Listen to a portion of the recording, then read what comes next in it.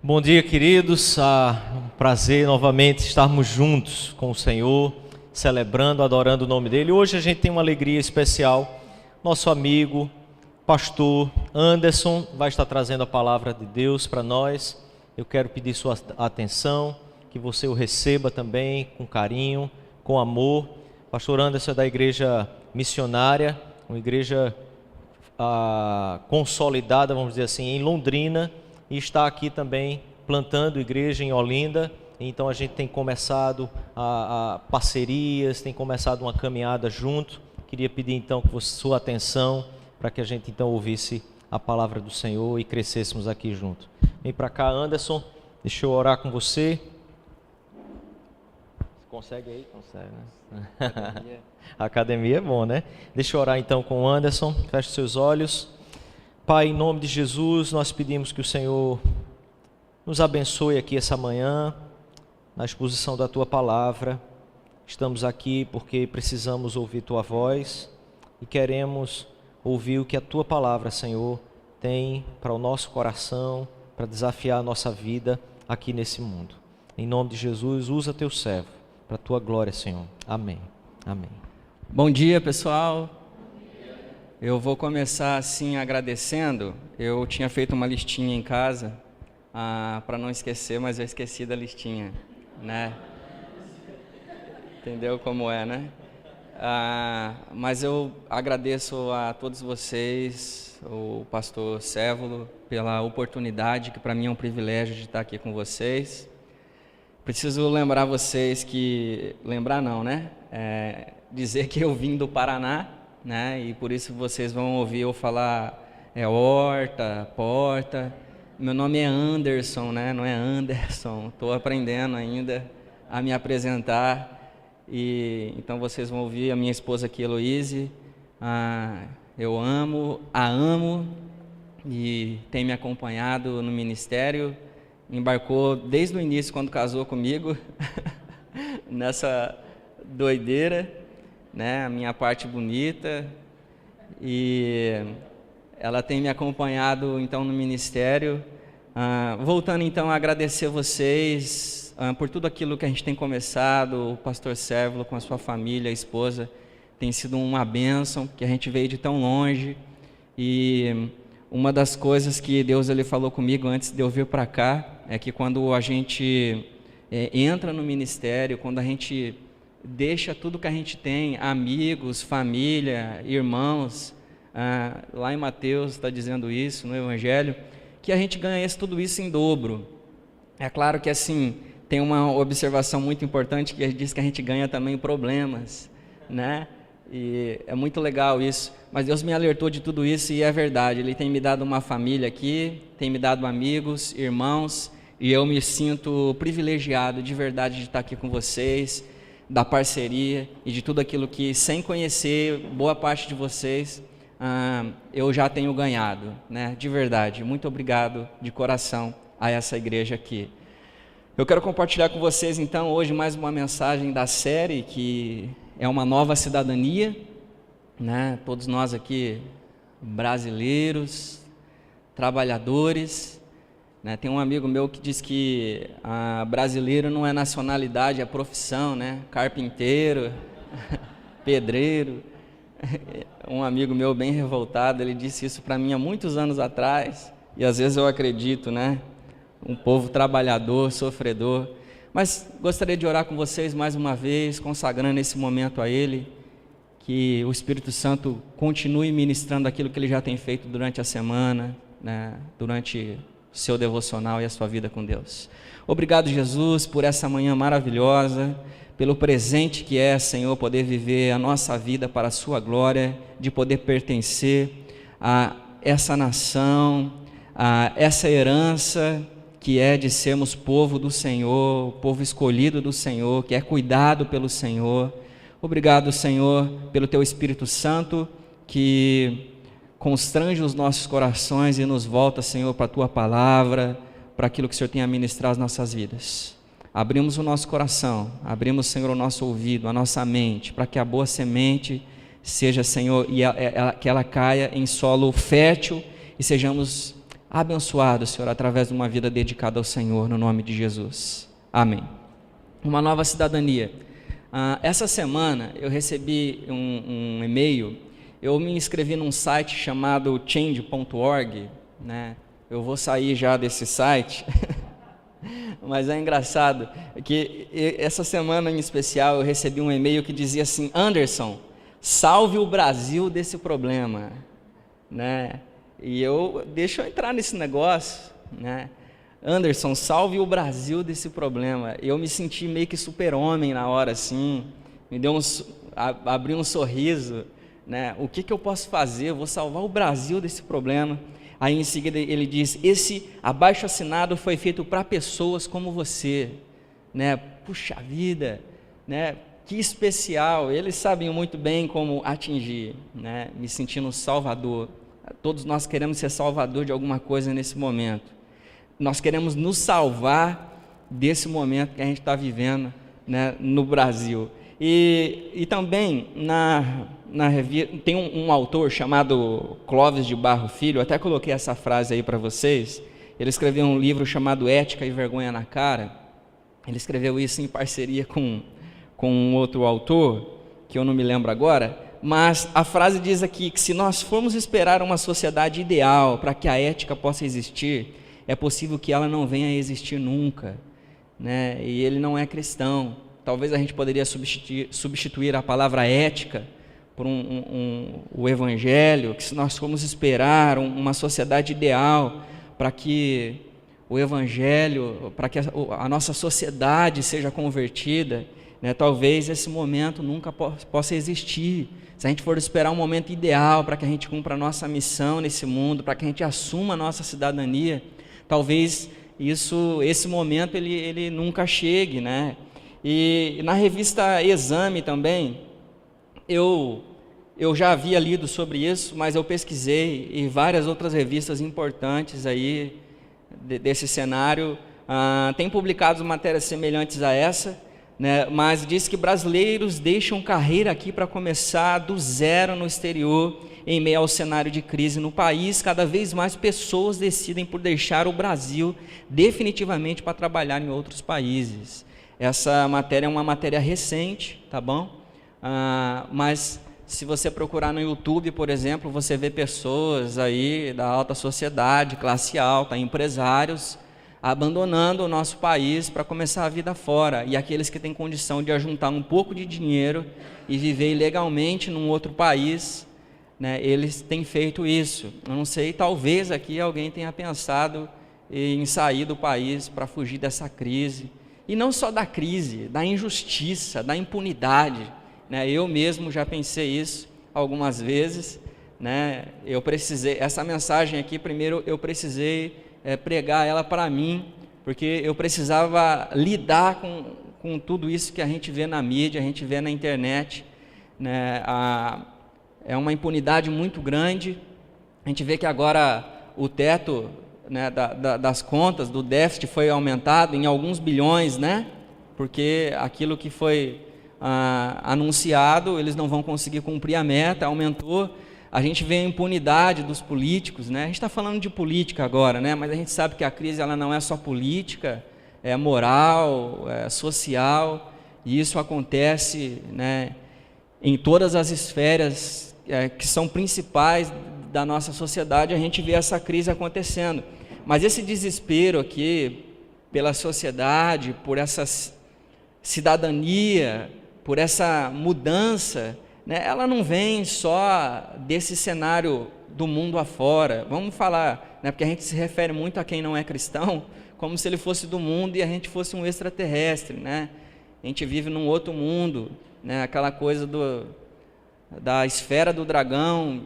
A gente assistiu muito Dragon Ball Z quando era criança e a gente fica meio naquela, a gente vive numa outra esfera. Enquanto eles estão vivendo no mundo, né, a gente está vivendo aqui. Mas assim, eu sou cristão, eu não sou deste mundo, né? Eu pertenço a outro lugar. E às vezes nos momentos mais difíceis da vida da gente, que a gente quer ser crente, a gente fala: Deus, me leva. Me leva logo, né? Tem homens de Deus, inclusive, que pediu: Deus, me mata logo e me tira daqui, pelo amor de Deus. né? Mas a gente vê também homens de Deus, como o apóstolo Paulo, dizendo que algumas vezes desejou a morte, mas ele se lembrava, né, da sua missão neste mundo e não, ainda não é hora, né? Mas existe em nós esse anseio, essa saudade do futuro, né, daquilo que está por vir, da eternidade, aonde a gente vai sair desse negócio logo, né? Esse anseio por um lugar, né, de ar-condicionado, de vida boa, de sombra, de Adão e Eva no jardim, pegando fruta, sem a gente precisar pagar altos impostos, né, naquilo que a gente compra. Bom, esse é o problema. A gente poderia aqui ficar falando de várias situações em que a gente quer fugir dela, sumir dela, em que a gente quer negar a nossa cidadania aqui, né? Mas eu gostaria de fazer um paralelo com a vida de dois homens, em especial Neemias, né, que estava vivendo numa sociedade tão corrompida quanto a nossa, num momento tão corrupto quanto nós, numa crise, né, tão grande quanto a nossa, só que sem internet, sem Facebook, WhatsApp, né, sem a mídia toda para ficar anunciando o que tinha. E esses dois carinhas, né, aqui especial, eles eram homens que estavam vivendo neste momento e decidiram fazer a diferença. E quando a gente observa no momento bíblico em que eles estavam envolvidos, o momento de Israel, que era a cidade deles, de qual eles eram natural, o país deles, a nação deles, o meu povo, está aqui, corre no meu sangue, sangue israelita, estava em crise. O momento não era favorável para eles. O momento era de caos, era de crise, estavam em declínio, e o problema de tudo isso era a desobediência. Quando a gente lê o relato dos reis, de como os reis reinavam, governavam o povo de Deus, quando a gente lê lá as crônicas destes reis, a gente fica meio frustrado, né? Eu não sei você, mas eu fico triste. Eu li recentemente, né, esses textos. A gente fica meio frustrado, porque eram homens de Deus, eles foram levantados, o povo quis um rei, Deus falou, então tá bom, vocês vão ter rei agora, né? Eu vou me comunicar com esse rei, vocês têm uma lei, vocês já têm um padrão a qual vocês devem seguir, mas a gente vê o triste relato de que muitos desses reis, eles não andavam com Deus, né? Não andavam com Deus. Poucos reis a gente vê que eles fizeram como Davi, andaram com Deus como Davi. A maioria deles eram reis que não andavam com Deus, fazia aquilo que não agradava a Deus. E antes que a gente entre em Esdras e Neemias, a gente vê que Zedequias ele foi o último rei antes do exílio, a qual nós temos relato. E em 2 Crônicas, vocês não vão precisar abrir, e esse texto também não está ali, mas apenas para que a gente possa se situar. No capítulo 36, diz que ele agiu mal diante de Deus. Ele agiu mal diante de Deus. E não só isso, ele foi confrontado por um profeta contemporâneo do seu tempo, muito conhecido nosso, né? A gente ouve falar, mesmo quando a gente não lê a Bíblia, de Jeremias. Muitas pessoas chamam Jeremias por aí, e esse cara aqui, ele é responsável, né, por isso, né? E Jeremias, ele foi um dos profetas que se dirigiu até Zedequias para que ele se arrependesse, né? Porém, ele não se arrependeu. A gente vê que isso não aconteceu. O texto diz que repetidas vezes Deus enviou, né, homens, pessoas, situações para que Zedequias se arrependesse. E a gente vê que Zedequias, na verdade, ele debochava dos profetas e ridicularizava os homens que Deus levantava. Essa era a postura de Zedequias. E Deus deu um basta em tudo isso aí e diz que enviou, né, e permitiu que Nabucodonosor, esse nome engraçado, maravilhoso e difícil, a gente não vê ninguém chamando, né? Eu não conheço nenhuma pessoa chamada Nabucodonosor. Jeremias a gente até vê, mas era rei da Babilônia ali naquele período, que era das maiores potências militares, e acabou com Israel mesmo, dizimou, derrubou os muros, os portões, acabou com aquele povo, e aquilo que sobrou ele levou para o exílio. Essa é a história ali de Israel. A Babilônia, então, uma superpotência militar, acabou com todo o povo de Israel. Agora, 120 anos depois, onde boa parte de quem foi levado para o exílio já havia morrido, inclusive, né, a gente vê alguns judeus voltando para Israel, tentando recomeçar as coisas, tentando assumir a sua cidadania. Começaram a lutar pela sua cidadania. Inclusive, essa é alguma das nossas lutas.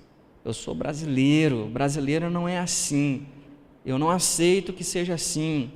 E como no registro ali de Esdras e Neemias, foi uma árdua tarefa que se arrastou por décadas. A gente vê que 4 reis se passaram até que o povo de Israel cumprisse a sua missão pós-exílio, né, na volta ali para Israel. Mas a situação não era boa com a volta deles. Não era boa. Eles estavam segurando nas pontas do dedo. Sabe quando você assiste aqueles filmes de ação, onde você vê as pessoas na ponta dos dedos segurando, à beira de um precipício, de pular, de cair de um prédio, e aonde o inimigo, ele vem em direção à pessoa caindo, e aí quer pisar ainda nos dedinhos que está sobrando ali para não cair? Que a gente fica desesperado. Às vezes a gente torce quando é o inimigo que está segurando, né? E a situação de Israel estava mais ou menos parecida com essa. Eles estavam à beira de ser dizimados, de ser acabados. E por conta do que Deus fez através da vida de Esdras e Neemias, Israel conseguiu sobreviver. Israel conseguiu sobreviver. Deus não permitiu que Esdras também fizesse tudo isso sozinho. E aquilo que Deus tinha para fazer através da vida de Neemias convergia para o trabalho de Esdras. Eram 2 homens de Deus, né? É melhor 2 do que 1, né? Deus mandava de 2 homens de Deus, né? Com habilidades diferentes para restaurar aquele povo. Foi por conta deles. E inclusive eu destaquei isso, essa frase, que a identidade do povo de Deus foi preservada. A identidade do povo de Deus foi preservada. Preste bem atenção nisso, naquilo que Deus está desenhando, falando com você no teu coração. Deus, ele sempre preserva o teu povo. Ele sempre levanta homens e mulheres. Deixa eu contar agora para você uma outra fase da história que estava acontecendo junto com tudo isso, mas que a gente não percebe quando a gente lê a Bíblia, né? Inclusive, às vezes a gente não gosta muito de ler, quando a gente vê reis, leis, aquela coisa ali, a gente começa a ler, eu ouço isso muito das pessoas, é muito chato, não gosto de ler, mas isso aí aconteceu por volta de 538 a 433 a.C., esse era o período histórico. Neste período, em 490, para ser mais preciso, os persas invadiram a Grécia. Nesse período aqui, a Pérsia era a grande potência militar e havia subjugado a Babilônia. Então agora a Pérsia estava em cena e ela estava entrando em guerra com grandes nações. E eles invadiram a Grécia. Mais para frente, em 459, né, Atenas, capital da Grécia, ajudou a expulsar os persas de uma grande cidade egípcia. Então a gente tem aqui Grécia e Egito se voltando contra a Pérsia. E com o Egito aqui se revoltando contra a Grécia, o Egito aqui se juntando com a Grécia e auxiliando, né, contra os persas precisavam que a Palestina se mantivesse leal. Olha só a sacada. Então o rei aqui, Artaxerxes, eu vou enviar Esdras para a Palestina, porque esse cara, ele é chave, ele é importante, ele é um erudito daquele povo, ele vai poder ser uma grande influência, e ele foi com a missão de levantar um governante para aquele povo que estava se levantando. Essa era a questão política naquele momento. Enquanto o rei estava com seus interesses políticos por trás de tudo aquilo ali, na verdade Deus, ele estava manifestando os seus próprios planos e projetos. Você consegue entender o paralelo? Enquanto tudo isso está acontecendo no nosso cenário aqui, no nosso país, Deus, ele tem os seus próprios planos. Eu e você, que somos povo de Deus, temos uma missão aqui neste mundo. Os políticos acham que estão defendendo as suas ideologias, os seus próprios projetos.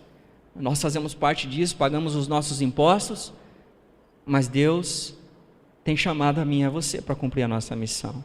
Bom, daqui um pouco a gente volta para essa perspectiva. E aí a gente vai para Neemias, no capítulo 1, nós vemos ali Neemias contando a sua história. Essa é a história de Neemias, ele começa contando, filho de Racalias. Era o mês do Quisleu, era novembro, dezembro.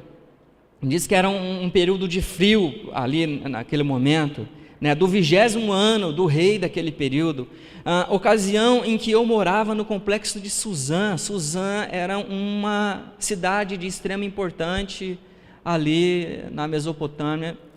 Quando a gente pesquisa um pouco mais a fundo isso, era uma cidade de extrema importância. E Neemias está dizendo assim, eu faço parte de um dos lugares mais importantes, das cidades mais importantes, né, desse momento da história. Então Hanani, um dos meus irmãos, tinha acabado de chegar de Judá com alguns judeus. Perguntei a ele sobre as condições dos judeus que sobreviveram ao exílio e sobre a situação de Jerusalém. A resposta deles foi: a condição dos sobreviventes do exílio que ainda estão na província é péssima.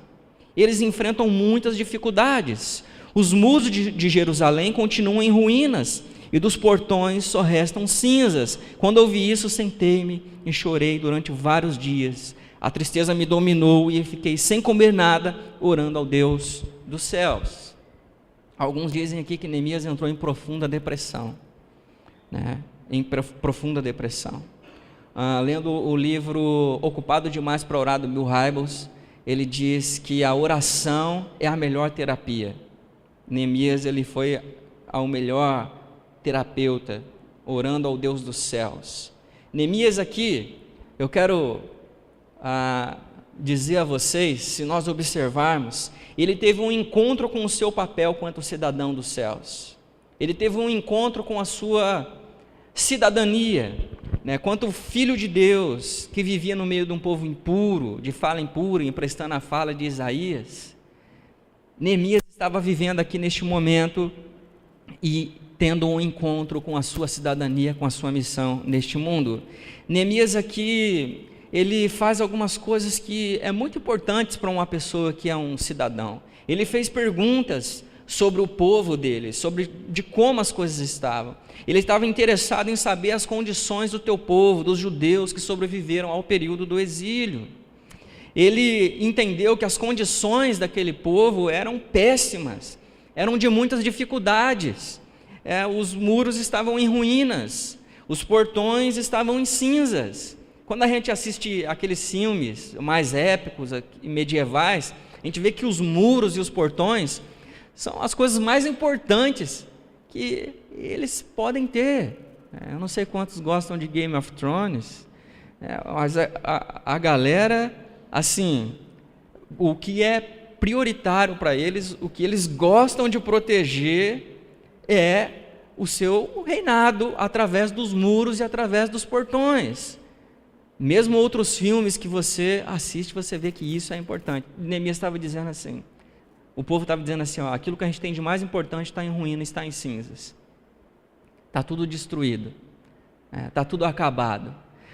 Eu não sei se você identifica isso com a nossa realidade hoje. Qual é a nossa realidade hoje?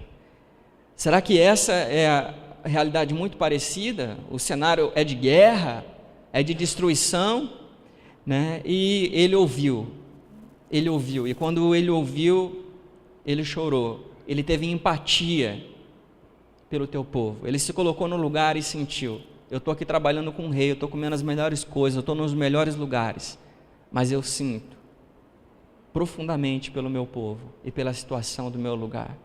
Eu sinto muito por isso. Muito, muito, muito. Quem era Neemias? Neemias começou como oficial do governo, servindo a um rei estrangeiro. Depois ele foi chamado para reconstruir os muros de Jerusalém. Neemias, ele orou por meses. Quando a gente observa lá em Neemias no 2:1, diz que no mês de Nisan, que era março, ele se dirigiu ao rei, orou por 4 meses, para se assegurar de que aquilo que ele estava fazendo, ele estava sendo guiado por Deus e não agindo por impulso. Esse era Neemias, um homem que orava e agia e orava. Neemias era um oficial de um rei estrangeiro, enquanto cumpria a sua missão em reconstruir, em cumprir o seu propósito neste mundo. parecia político para o rei enviar Neemias, enviar Esdras, para fazer cumprir o seu propósito. Mas o arquiteto de todas as coisas tem o seu próprio propósito. Deus tem o próprio propósito dele na sua vida, nesse caos que nós estamos vivendo. Nós temos uma cidadania, como cidadãos nós temos algumas responsabilidades. Nós temos responsabilidades, somos parte de um plano sublime. Nós somos instrumentos de Deus para este tempo e para essa vida, mesmo quando nos deparamos com esse cenário em que estamos vivendo. Nós temos um plano. Classificar uma vida como sagrada, preste atenção nisso, classificar uma vida como sagrada, secular ou profana, prejudica às vezes de modo irreparável qualquer tentativa de promover uma vida integral e que cause satisfação, uma vida consistente de sentido e propósito vivida para a glória de Deus.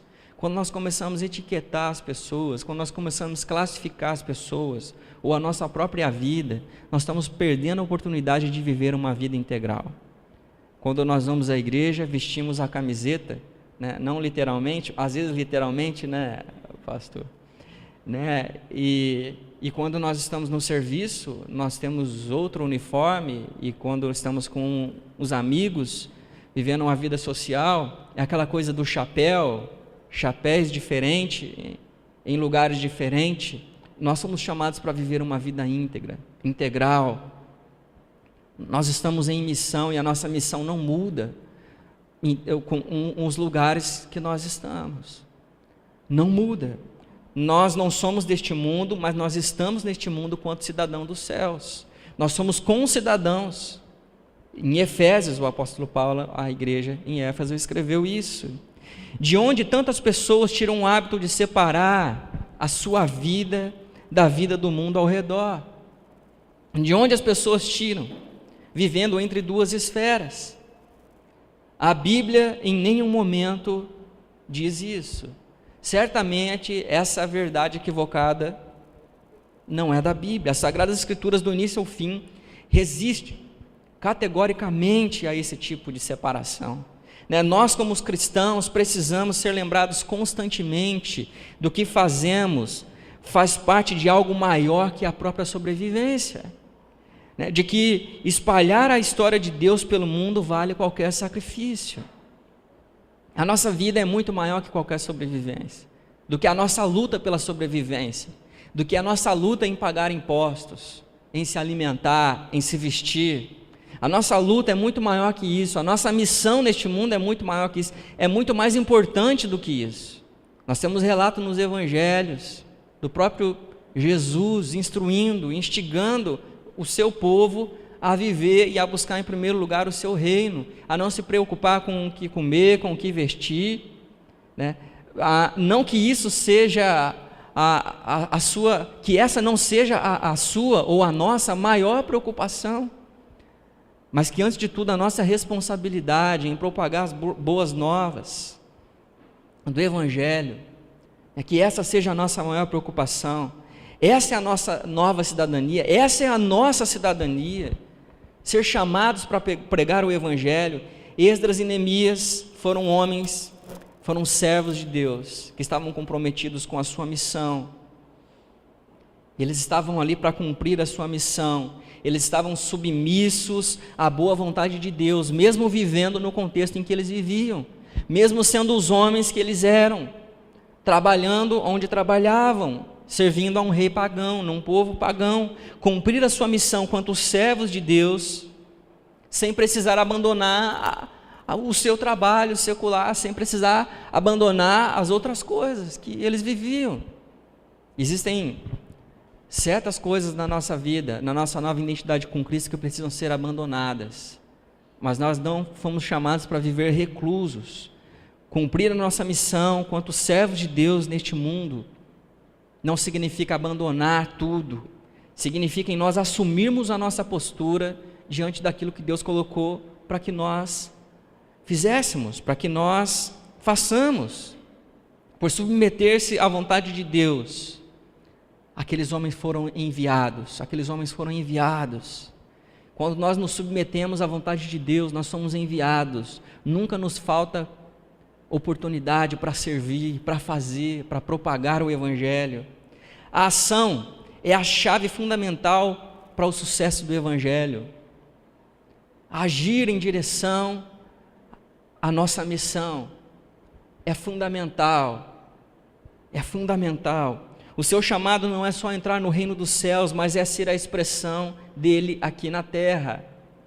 Nós somos a expressão do reino de Deus aqui na terra.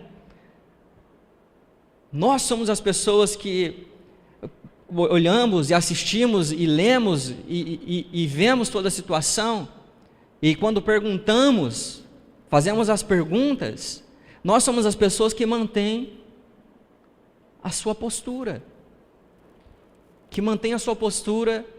de que eu tenho um propósito, e tudo isso que está acontecendo é muito menor do que aquilo que eu estou aqui para fazer, do que aquilo que Deus tem para fazer. Olha essa frase, um pastor chamado Craig Groeschel diz: como seguidores de Jesus não somos chamados para aparecer o resto do mundo, somos chamados a olhar diferente, com valores diferentes, com padrões diferentes e objetivos diferentes. Veja só, nós somos seguidores de Jesus, nós agimos diferentes. A sociedade ela tem tentado manipular o mundo entre esquerda, centro e direita e os extremos. Tem tentado manipular. Nós escolhemos lados, escolhemos pessoas a quem seguir, ideologias. Mas o que diferencia eu e você de tudo isso que está acontecendo é a luz. Eu e você fomos chamados para ser luz do mundo e sal da terra. Nós somos resgatados das trevas e atraídos para a luz, para ser luz neste mundo. Para ser luz neste mundo, eu e você, é isso que diferencia eu e você do que está acontecendo. Isso não é novidade para nós, que o mundo está em trevas. Nunca foi novidade para Deus, desde que Adão e Eva pecou. O mundo vive em trevas, no maligno, não é novidade para Deus. Deus não se escandaliza com tudo isso que está acontecendo. Ele se escandaliza que o teu povo não cumpra a tua missão neste mundo. Não é novidade para Deus que o mundo está sem sabor. É novidade que eu e você não esteja dando sabor a este mundo. É isso que talvez frustre a vontade de Deus. É isso que talvez para mim e para você que às vezes fica perguntando: o que está acontecendo com a minha vida? Eu sirvo na igreja, eu vou para a igreja, eu tento servir na igreja, eu tento ser uma boa pessoa e me sinto faltando alguma coisa. Será que eu estou sendo luz? Será que eu estou sendo sal? Essa é a minha missão. Essa é a minha missão. A ação é fundamental para mim e para você. Nós somos luz do mundo. O que esses homens passaram naquele momento, o que Israel viveu naquele momento, se repetem por diversas vezes e maneiras, em várias épocas e diversos lugares do mundo. No momento em que nós temos essa liberdade para vir até aqui, em outro lugar do mundo, cristãos estão sendo perseguidos. Nesse ano mesmo eu conheci um amigo do Paquistão, ele veio para cá fugindo, a sua família estava sendo perseguida, estava sendo ameaçada de morte, porque ele estava pregando o Evangelho, lá onde ele morava. Ele veio para o Brasil, onde ele tem liberdade. Alguns cristãos estão morrendo agora, sendo perseguidos. Não é novidade a perseguição. Não é novidade que cristãos em todo momento, Deus está levantando homens e mulheres para cumprir a sua missão e para assumir a sua cidadania. Nós precisamos encontrar a nossa identidade básica em Deus. Essa é a minha identidade básica. Não existe discussão de identidade de gênero, de quem eu sou, de quem eu vou ser quando eu crescer. Nós não participamos dessa discussão. Para nós é claro quem nós somos. A nossa identidade está em Deus. É essa identidade que eu e você temos que buscar. As respostas não estão no que está acontecendo agora, no momento político. Eu confesso a vocês que eu, como pastor, fiquei preocupado. Como que nós, como igrejas, vamos lidar com este mundo? Mas essa não é a minha maior preocupação. O padrão já foi estabelecido há muito tempo.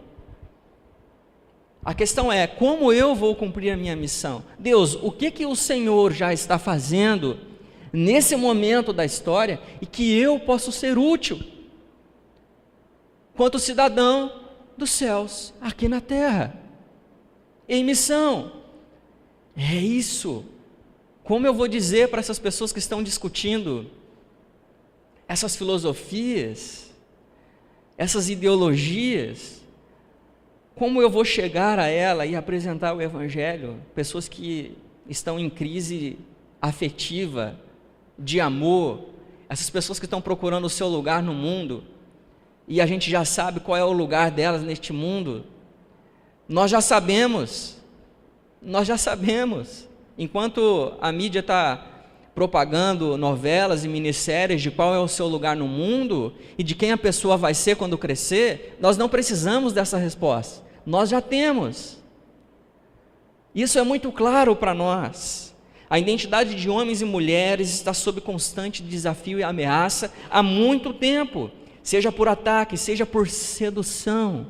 O povo de Deus está sob constante desafio. Está sob constante desafio. Esta minha é você, sermos firmes na nossa cidadania, sermos firmes naquilo que Deus nos chamou para ser e fazer. Nunca estaremos fora de perigo. Quando assumirmos completamente a identidade de Cristo em nós, que Ele vier nos buscar, aí sim se completará. Mas em terra, o nosso papel é ir até o perdido e mostrar para ele qual é o lugar dele, qual é a peça que está faltando no vazio da vida dele. O que isso tem a ver com a gente? O que isso tem a ver com nós? Como nós podemos se encaixar em tudo isso que está acontecendo? Você que acordou cedo e fala, hoje eu vou para o culto, eu quero entender o que Deus está acontecendo, o que Deus tem para falar na minha vida. Você que deu aquela boa despreguiçada, tomou aquele bom café, falou, puxa, que sol bom para ir para a praia. Como que eu me identifico com essa palavra? Eu quero só relembrar aquilo que nós lemos aqui em Neemias 1, de 1 a 4. Essa é a história dele. Ele contando essa verdade e dizendo, eu perguntei, eu fiz perguntas. Lá no slide 13 já diz que as condições eram péssimas, eles estavam enfrentando dificuldades. Lá no 14, slide 14 já, eles estavam em ruínas, as portas só se restam cinzas. Os dias são difíceis. Eu chorei quando eu vi tudo isso. Eu passei dias de tristeza, sem comer nada e orando a Deus. Neemias aqui, ele teve o seu encontro com o seu papel quanto cidadão dos céus, quanto filho de Deus. Ele teve esse encontro, assim, é isso aqui, Deus, é isso aqui, obrigado pela oportunidade. Então ele fez perguntas, surgiu um interesse. Agora o que é isso? Como que nós nos conectamos com esse princípio bíblico? Faça perguntas. Eu acho lindo, o servo ele tem compartilhado comigo, e essa semana eu vi na prática, quando vocês se reúnem em lugares diferentes, atraindo as pessoas para conversar sobre aquilo que a Bíblia está dizendo, é muito lindo isso. Neemias ele fez as perguntas para saber como estava. Quais são as perguntas que o mundo está fazendo, que a sociedade está fazendo, e que a Bíblia tem as respostas? Quais são as perguntas que as pessoas têm feito? Quando você toca no ombro dela, quando você senta num café, quando você senta para o almoço, quando você sai para jogar uma bola, eu não sei o que você gosta de fazer normalmente, ou o que a pessoa que você está influenciando gosta de fazer. Como você está? Como você se sente sobre as suas feridas, as suas dores? Normalmente as pessoas que estão fazendo as perguntas, aí fora, que está cheio de interrogações, elas já dão a deixa para nós. Eu passei um dia difícil, eu estou estressado, eu estou cansada. Como é que você está lidando com o seu cansaço? Qual é a sua história? Qual é a sua história? Neemias, ele ficou sabendo das condições. Quais são as condições das pessoas?